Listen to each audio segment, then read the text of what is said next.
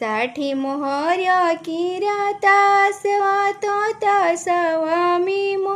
निबरी हो लालसी होता सधैलो सिराहानामा बलमु सँगे खेलबी बलमु सँगे खे जितल में गाटावा की घोड़िया गले के मुहरमा वानो हो लाल जीतल में प्रभु के बहिनिया तया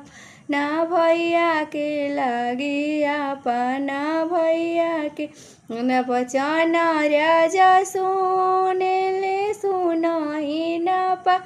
वेले हो लाल नारिंगनी से पंटावा उता रेले चले ले राजा मोर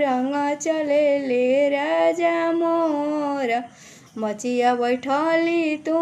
सा सुसर भेगुनविया गर हो सासु कवन